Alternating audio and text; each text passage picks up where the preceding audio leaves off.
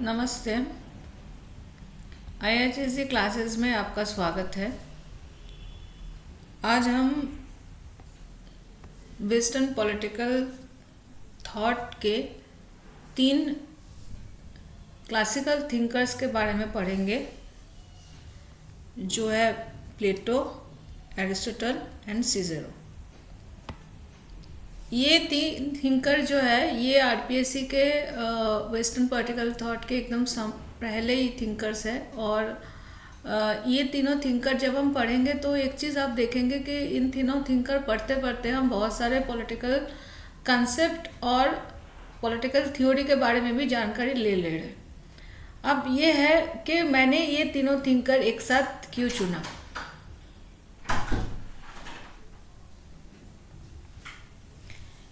ये मैं इसलिए चुना क्योंकि ये तीनों थिंकर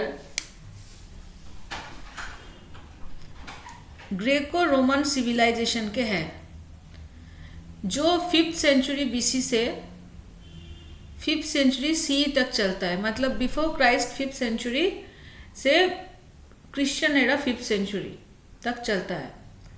और ये एंशिएंट पॉलिटिकल फिलोसॉफी है। और इनके आइडियाज़ में हम पॉलिटिकल साइंस बोलिए या पॉलिटिकल फिलोसॉफी का ओरिजिन एंड उसका थोड़ा बहुत आगे बढ़ना देख सकते हैं। अब ग्रेको रोमन सिविलाइजेशन का खासियत क्या है, क्यों ये पूरे दुनिया भर के जितने आइडियाज़ हैं उनका ओरिजिन बताया जाता है। अगर आप जियोग्राफिकली देखेंगे तो जियोग्राफिकली ये जो एरिया है ये मेडिटेरियन सी मतलब भूमध्य सागर के एरिया में आते हैं।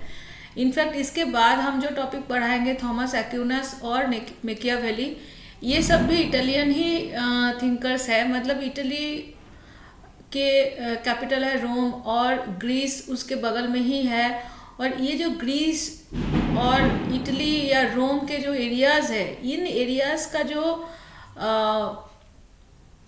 प्रॉस्पेरिटी है वो बहुत ही ज़्यादा था। फर्टाइल लैंड था क्योंकि बगल में सागर थे और सॉइल बहुत फर्टाइल था, तो इसीलिए कृषि बहुत अच्छे से होते थे, इकोनॉमी बहुत तगड़ा था। और इसके वजह से लोगों के अंदर बहुत खुशी थी और लोगों के पास बहुत लेजर टाइम था, अवसर था, तो वो बैठ के सोच सकते थे। तो इसीलिए हम लोग देखते हैं कि बहुत सारे जो थॉट प्रोसेस है, सारे सोशल साइंसेस को जड़ है जो वो वहीं से स्टार्ट होता है, पहले ग्रीस और फिर रोम। लेकिन हम इसको ग्रेको रोमन सिविलाइजेशन कहते हैं, लेकिन उसमें कुछ अंतर है। जैसे ग्रीस के जो थिंकर्स है वो है प्लेटो, एरिस्टोटल, और रोमन के है सीज़ेरो। लेकिन दोनों वैसे तो एक साथ मिलके ग्रेको रोमन सिविलाइजेशन बनाता है, लेकिन हम देखते हैं कि ग्रीस और रोम के जो आइडियोलॉजी है या फिर पॉलिटिकल फिलोसॉफी का जो पैटर्न है उसमें थोड़ा बहुत अंतर है। वो क्या है?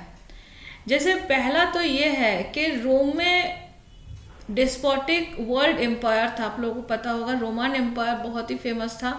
इनफैक्ट इंडिया के साथ भी उस समय उनका ट्रेड होता था और वो बहुत बड़ा हो गया था। लेकिन ग्रीस डेमोक्रेटिक सिटी स्टेट था, वहाँ पे छोटा छोटा जो स्टेट है वो बनता था और हर एक स्टेट अपने आप में एक सॉवरेन एंटिटी थे, लेकिन एक दूसरे के साथ लड़ाई करते रहते थे। वहाँ पे डायरेक्ट सिटीजनशिप था, मतलब हर एक जो सिटीज़न है वो स्टेट डिसीजन मेकिंग प्रोसेस में पार्टिसिपेट करते थे और स्टेट के हर एक जो राइट है वो यूटिलाइज करते थे, स्टेट के प्रति ड्यूटीफुल थे और डायरेक्ट वो स्टेट अथॉरिटी के अंदर आ जाते थे। दूसरा है कि अगर हम थॉट प्रोसेस में देखें तो ग्रीस के जो आइडियाज़ हैं वो बहुत ज़्यादा स्पेकुलेशन एंड थ्योरी पे बिलीव करते थे। मतलब सोच में और उसको थ्योराइज में बहुत ज़्यादा बिलीव करते थे। वो बैठ के सोचने में और उसको एक थ्योरी के रूप देने में ज़्यादा बिलीव करते हैं। लेकिन रोमन जो स्टाइल है वो है एक्शन एंड एक्टिविटीज़ का।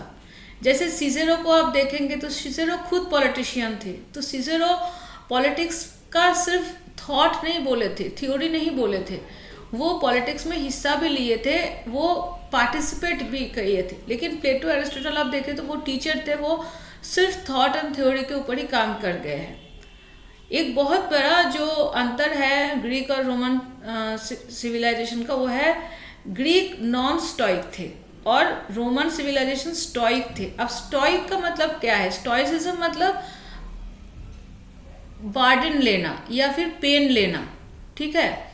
तो आप एक तो चीज़ समझ ही सकते हैं, मानिए अगर आप बैठे हैं चुपचाप और बैठ के थिंकिंग कर रहे हैं तो आपको ज़्यादा पेन है, और अगर आप जाके कुछ काम कर रहे हैं तो आपको ज़्यादा पेन है। फॉर एग्जांपल मानिए बैठ के राम नाम करना बहुत आसान है, ठीक है, बहुत सारे लोग बैठ के हम लोग राम नाम करते हैं, लेकिन राम के नाम को लेके उसके मंदिर बनाना, उसको एक्टिविटी में ले आना और उसके लिए पुलिस का डंडा खाना, जेल में जाना, या फिर उसके लिए मार्च करना, रैली करना और उसके बाद उसको मंदिर बनाना, ये ज़्यादा काम है। तो ऑब्वियसली एक्टिविटी जो है वो ज़्यादा स्टोइसिज्म या फिर बार्डन लेने पे बिलीव करता है, जबकि जो ग्रीक के लोग थे वो सिर्फ बैठ के बड़े बड़े बातें करने में ही बिलीव करते थे, वो नॉन स्टोइक थे।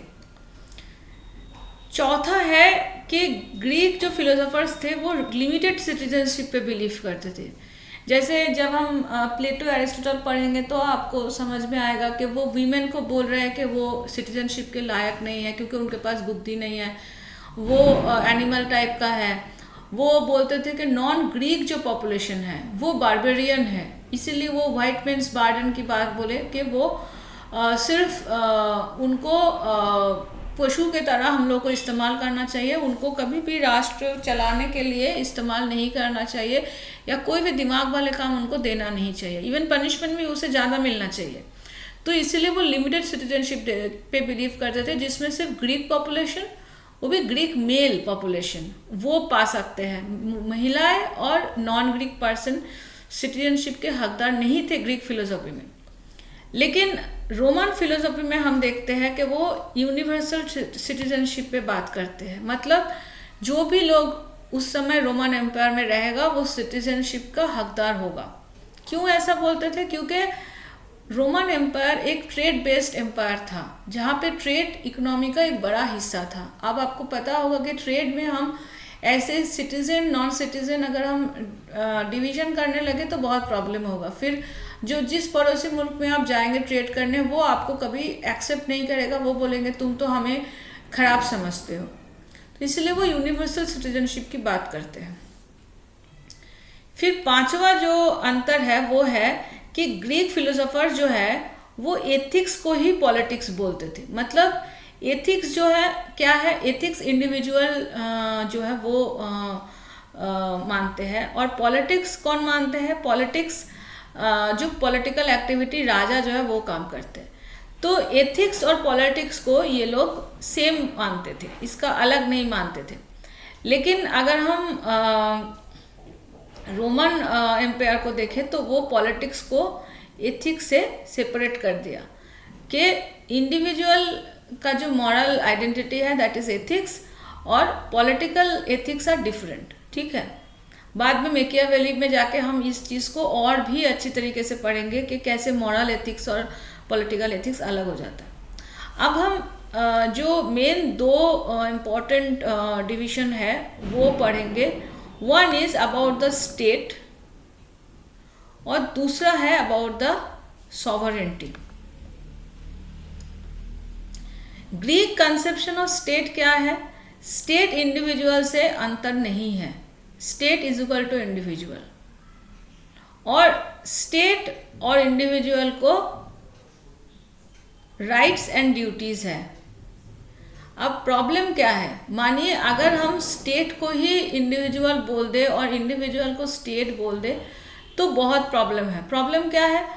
मानिए फॉर एग्जांपल इंडिया को आप देख लीजिए, इंडिया में कभी कांग्रेस पार्टी रूल करता है, कभी बीजेपी रूल करता है, जो आप अगर नॉर्मल स्टेट में देखें, अगर आप कंट्री ना देखें, नॉर्मल स्टेट में देखें, तो जैसे वेस्ट बंगाल में तृणमूल रूल कर रही है, केरल में कम्युनिस्ट पार्टी रूल कर रही है।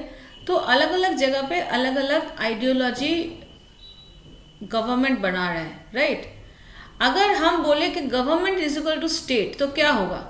जब कांग्रेस पावर में आएगा तो जो कांग्रेस का मर्जी वही कांग्रेस करेगा, जब बीजेपी पावर में आएगा तो बीजेपी का जो मर्जी वही करेगा, तृणमूल अपना वेस्ट बंगाल में अपना मनमानी करेगा, उधर केरल में कम्युनिस्ट पार्टी अपना मनमानी करेगा। उससे क्या होगा कि एक स्टेट का जो आइडिया है वो खत्म हो जाएगा।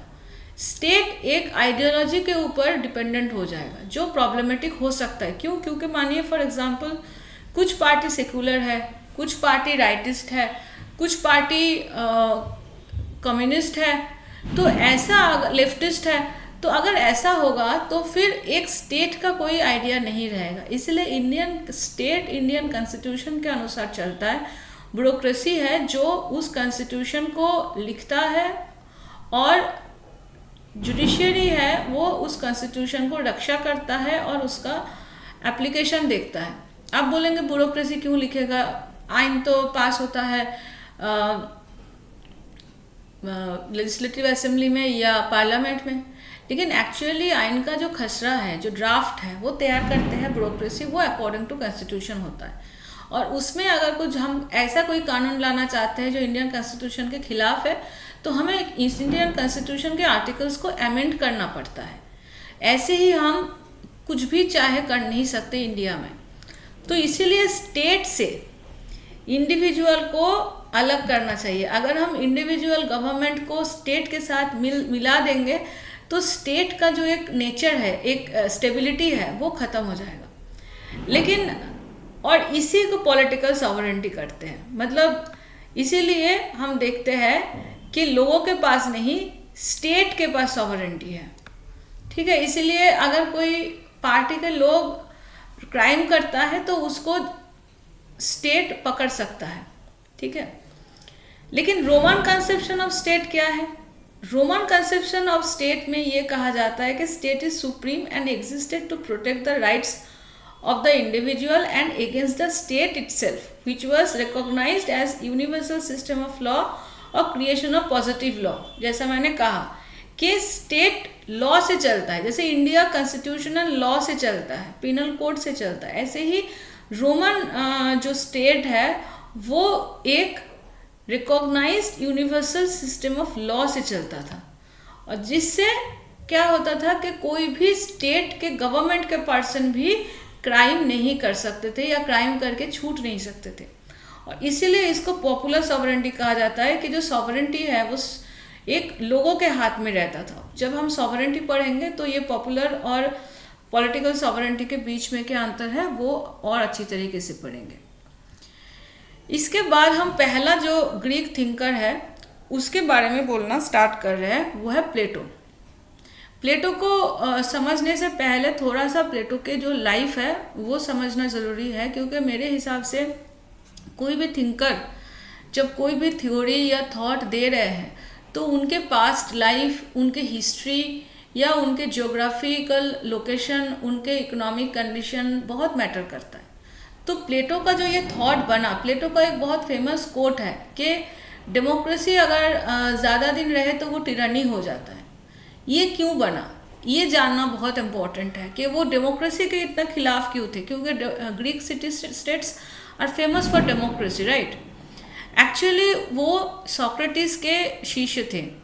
अब ये जो कौन गुरु है कौन शिष्य है इसको समझने के लिए आप एक सहज शब्द इस्तेमाल कर सकते हैं, वह है स्पा, SPA। स्पा आप लोग कराने जाते हैं बहुत लोग।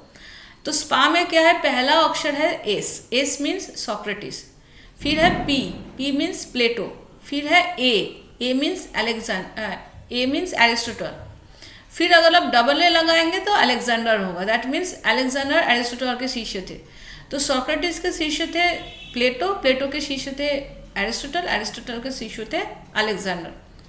तो ये स्पा का जो P है वो सोक्रेटिस के बाद आ रहा है। अब सोक्रेटिस के साथ क्या हुआ था, थोड़ा सा मैं आप लोगों को ये स्टोरी बताना चाहूँगी ताकि आप प्लेटो को समझ सकें। इनफैक्ट रिपब्लिक में भी प्लेटो ने अपना नाम नहीं लिखा है। Republic is a dialogue between Socrates and other Athenians and foreigners, मतलब सोक्रेटिस दूसरे लोगों के साथ बात कर रहा है। तो सोक्रेटिस के साथ हुआ क्या था? सोक्रेटिस एक बहुत ही ज्ञानी व्यक्ति थे। सोक्रेटिस के कोई आइडियोलॉजी हम लोग पढ़ते नहीं हैं। सोक्रेटिस के जो आइडियोलॉजी है वो प्लेटो के थ्रू हम लोग पढ़ते हैं, क्योंकि प्लेटो सोक्रेटिस के बहुत अच्छा फॉलोअर थे। सोक्रेटिस डायलॉग के थ्रू, या दूसरे अक्षर में कहे तो डायलेक्टिक्स के थ्रू अपने शिष्यों को पढ़ाते थे। What is dialectics?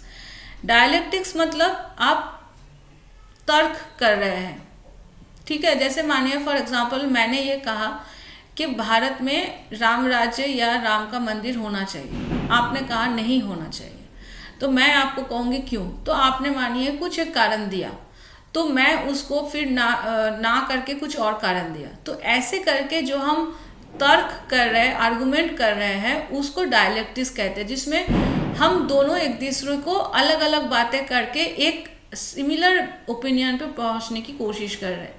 Gandhi ji का अगर आप हिंद स्वराज पढ़े हैं तो हिंद स्वराज में भी उन्होंने ऐसे ही लिखा है, डायरेक्ट नहीं लिखा है। ये टेक्निक बहुत अच्छा टेक्निक है उन लोगों के लिए जो थोड़ा सा कंट्रोवर्शियल चीज़ें लिखना चाहते हैं, क्योंकि मानिए एक एग्जिस्टिंग गवर्नमेंट है, वो कुछ चीज़ें प्रमोट कर रहे हैं, आप उसको नेगेट कर रहे हैं या आर्ग्यू कर रहे हैं या उसको अपोज कर रहे हैं, तो आप डायरेक्टली अपने नाम से नहीं लिख के उसको डायलॉग फॉर्म में अगर नॉवेल की तरह लिखेंगे तो आपको कोई डायरेक्ट नहीं बोल सकता। आप ये बोल सकते हैं कि मैंने तो ये नहीं लिखा है, मैंने तो जस्ट जो सुना है और दूसरे लोग बोल रहे हैं वही लिखा है। तो ये जो डायलॉग फॉर्म में प्लेटो की किताब है उसमें सोक्रेटिस के ओपिनियन है। अब सोक्रेटिस के साथ देश का क्या प्रॉब्लम था?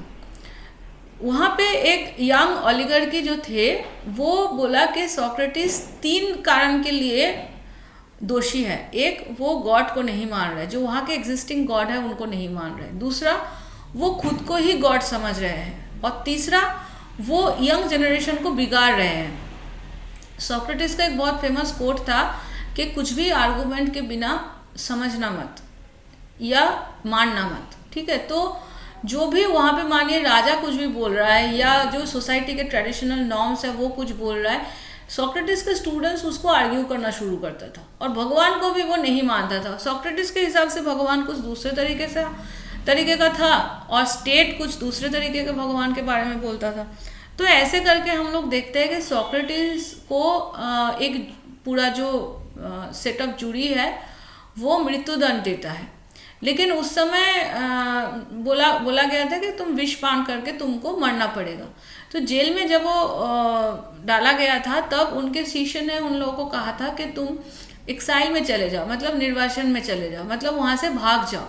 लेकिन सोक्रेटिस ने कहा था कि हम अगर भाग गए तो एक्चुअली हम जो ओपिनियन प्रूफ करना चाहते हैं, जो हम बोल रहे हैं, उसी को अपोज हो जाएगा, क्योंकि हमने जो कहा मेरे हिसाब से मैंने कुछ गलतियाँ नहीं किए, तो अगर मैं गलतियाँ नहीं किए तो फिर मैं क्यों भागूंगा।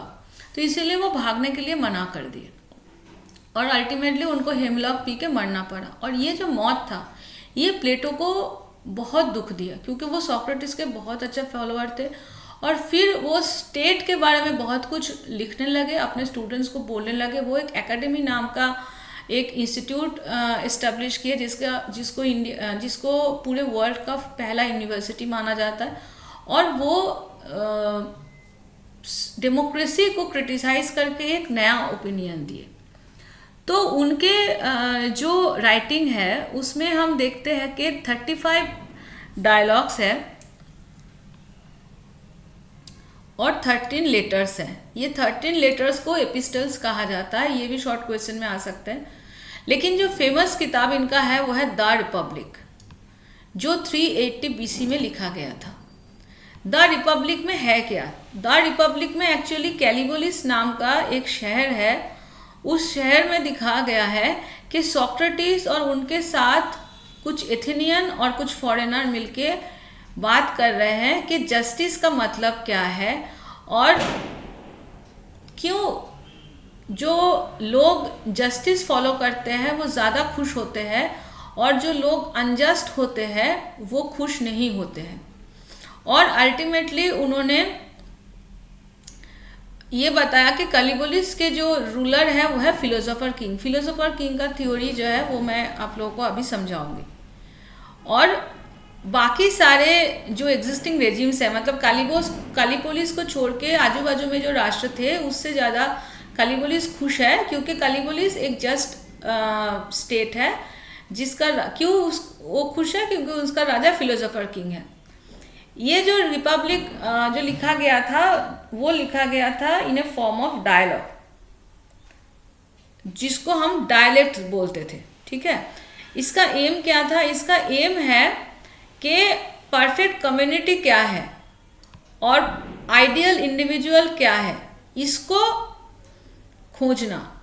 इसमें हमने देखा कि ये सारे विषय पे वो बात कर रहे हैं कि गुडनेस क्या है, रियलिटी क्या है, और नॉलेज क्या है, और theory of forms, the immortality of souls and the roles of the philosopher and poetry of society, ये सब डिस्कस किया गया था।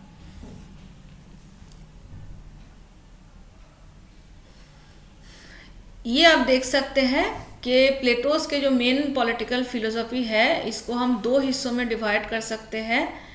एक है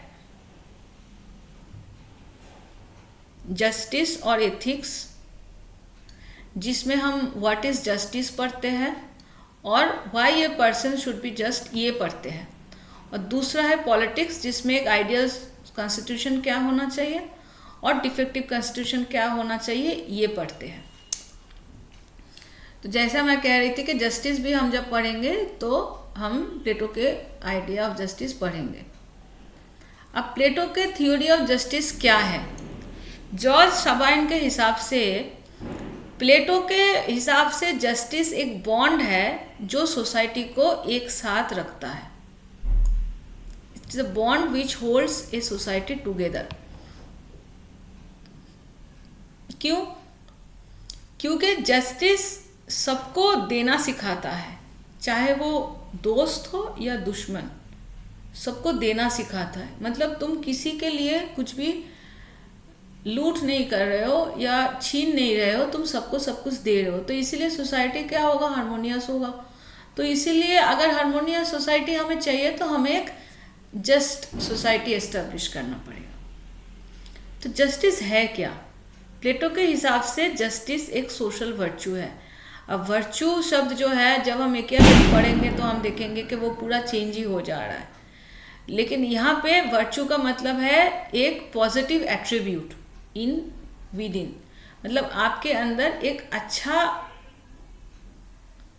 अनुभूति या कैरेक्टरिस्टिक, ठीक है, जो public and private ethics and moral dictate दोनों ही डिस्प्ले करता है। ठीक है, तो जस्टिस क्या हो सकता है? जस्टिस प्राइवेट भी हो सकता है, पब्लिक भी हो सकता है। मतलब इंडिविजुअल और स्टेट अलग नहीं है। जैसे मैंने पहले ही बताया कि ग्रीक फिलोसफी में इंडिविजुअल और स्टेट में बहुत ज़्यादा अंतर नहीं है। तो ऐसे ही justice is important for public, मतलब स्टेट, एंड प्राइवेट मतलब इंडिविजुअल।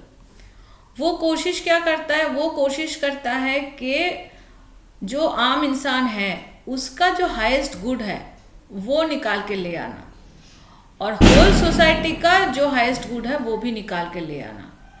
तो इसीलिए सब लोग मिलके ऐसा काम करेंगे जिससे कॉमन गुड हो और नेचर के साथ फिट आए। मतलब ऐसा नहीं कि हम नेचर के खिलाफ जाके कुछ करेंगे। मानिए हम सब अगर 10 पेड़ काट लेंगे, मानिए एक सोसाइटी में 100 लोग हैं और 1000 पेड़ है, तो हमने 1000 पेड़ काट लिया और उससे जो पैसा आया हम वो 100 लोगों के बीच में डिवाइड कर लिए। तो वो क्या अच्छा है अकॉर्डिंग टू प्लेटो? नो।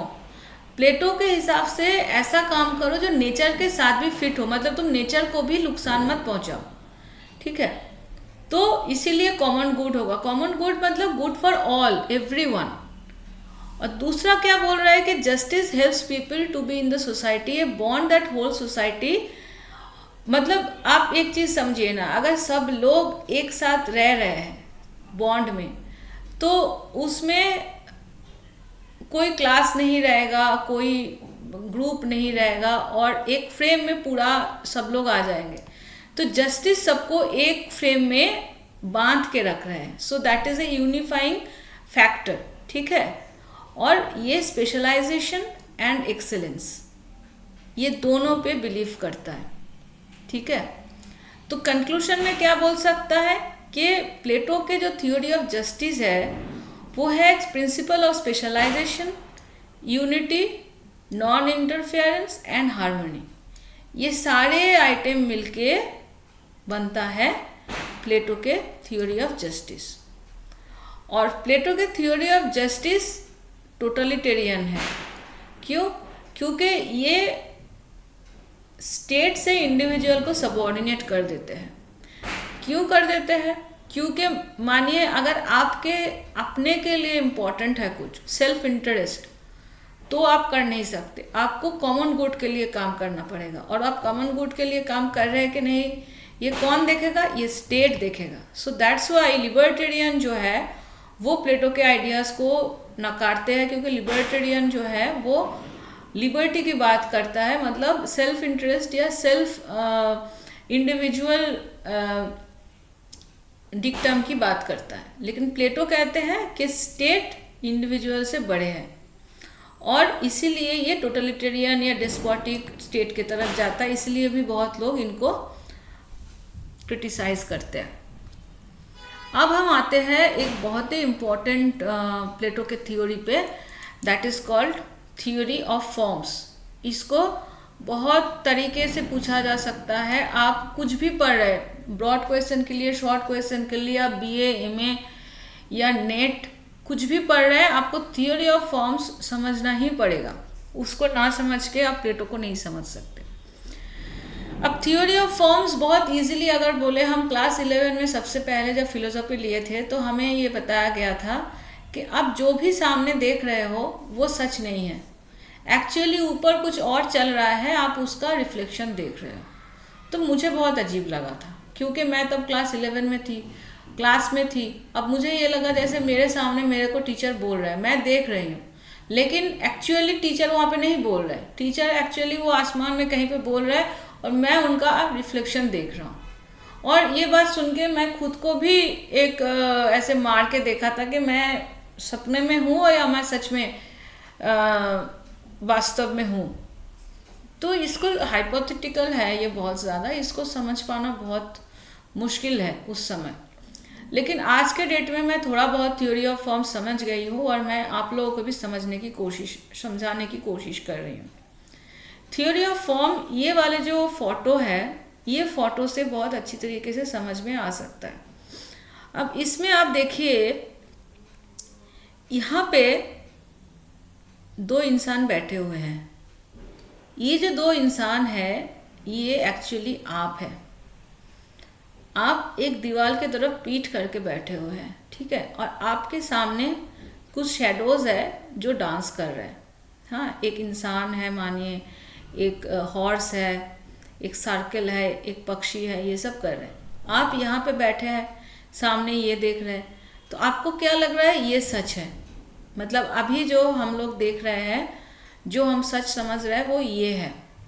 लेकिन अगर हम असलियत में देखें, पूरा फोटो आपके सामने है, तो अगर हम असलियत में देखें तो क्या देखेंगे कि आप एक केव में बंद है, और आप एक दीवार के तरफ पीठ करके बैठे हुए हैं। उस दीवार के इस तरफ कुछ इंसान है, राइट। वो इंसान क्या कर रहा है? वो इंसान एक एक कठपुतली जो है उसको डांस करवा रहा है, जिसका शैडो यहाँ पे देखिए, एक लाइट है, इस लाइट का शैडो इनके ऊपर पड़ रहा है, और फिर यहाँ पे ये शैडो दिखाई देता है, राइट। तो ये जो आप है, ये आम आदमी है जिसके पास एजुकेशन नहीं है। ये आदमी जब यहाँ पे आके, बाहर आके ये आदमी बन जाएगा, तो ये असली, ये इसको मिल जाएगा, ये लाइट, सनरेज मिल जाएगा, असली लाइट के सामने आ जाएगा, तो ये यहाँ का चीज़ें देख पाएगा। मतलब इसको असली दुनिया बोल सकते हैं, या रियलिटी बोल सकते हैं, या नॉलेज बोल सकते हैं, वो इसको मिल जाएगा, इसको रियलिटी मिल सकता है या नॉलेज बोल सकते हैं, वो इसको मिल जाएगा किससे? थ्रू लाइट, जिसको हम इनलाइटनमेंट कहते हैं। ठीक है, लेकिन यहाँ पे एक चीज़ देखिए कि ये जो फॉर्म है, ये फॉर्म एक्चुअली इसी फॉर्म पे है, सेम फॉर्म है। मतलब अगर मानिए कोई चीज़ गोल यहाँ पे है तो यहाँ पे गोल रिफ्लेक्शन हो रहा है, अगर टेढ़ा मेढ़ा है तो यहाँ पे टेढ़ा मेढ़ा ही नज़र में आ रहा है। तो इसीलिए ये कह रहे हैं कि everything you see, taste, smell are shadows of what is real. ठीक है, और फॉर्म्स आर द टेम्पलेट और blueprint for things that are real and forms are perfect and unchanging. मतलब आप जो चीज़ देख रहे हैं दैट इज द शैडो।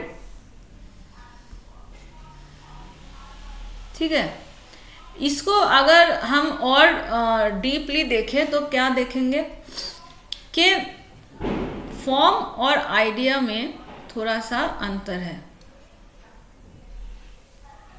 जैसे नॉलेज एंड अपीयरेंस में। ठीक है, जैसे फॉर एग्जांपल मानिए आप सामने से कोई इंसान को देख रहे हैं, आपको लगा कि वही आपका वो बहुत सुंदर सा दिख रहा है, बहुत अच्छा दिख रहा है, तो आपको लगा वो बहुत ब्यूटीफुल है। फिर पता चले वो उसका जब ड्रेस आप नहीं देखा तो ड्रेस के नीचे पता चले एक बहुत बड़ा सा घाव है, या वो अंदर से इंसान बहुत खराब है।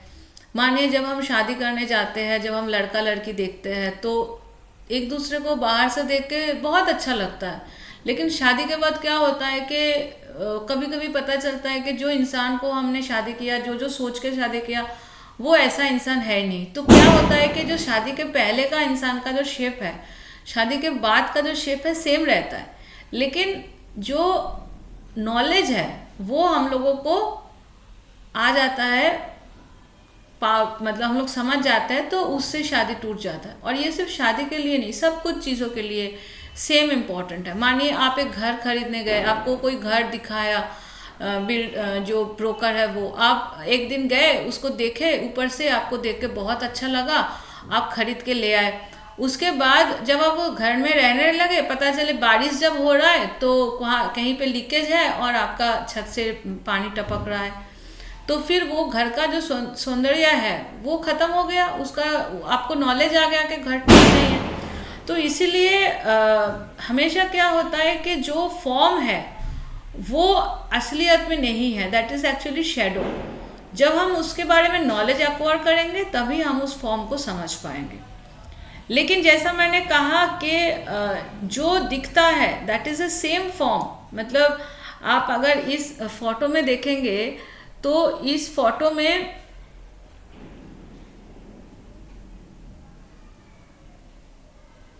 जो ये फॉर्म है ये सेम इसी साइज का फॉर्म है, लेकिन थोड़ा सा ये एक्चुअल है और ये शैडो है, इसमें कोई जान नहीं है। So forms of shadow and forms of reality are looking same, लेकिन अंतर है। ठीक है, तो दैट्स द डिफरेंस।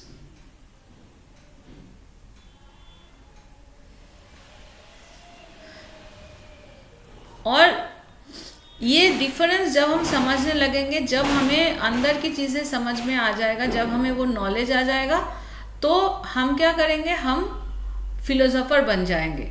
ठीक है, और वही फिलोसोफर जो है वो राजा बन सकता है या राज्य चला सकता है। ठीक है, so that is the ideal conclusion of Plato. मतलब प्लेटो के हिसाब से एक जो राजा है उसको फिलोसोफर बनना पड़ेगा, और फिलोसोफर का मतलब क्या है कि तुम्हें शैडो और रियलिटी का अंतर पता चल गया है, you got the knowledge of the reality. ठीक है, तो ऑब्वियसली फिलोसोफर किंग को जब नॉलेज की ज़रूरत है तो एक राष्ट्र में आपको नॉलेज देना भी पड़ेगा। बिना नॉलेज देके आप कैसे फिलोसोफर किंग बनाएंगे? तो प्लेटो ने एक state control system of compulsory education की बात कहा। मतलब राष्ट्र एक सिस्टम होगा जहाँ पे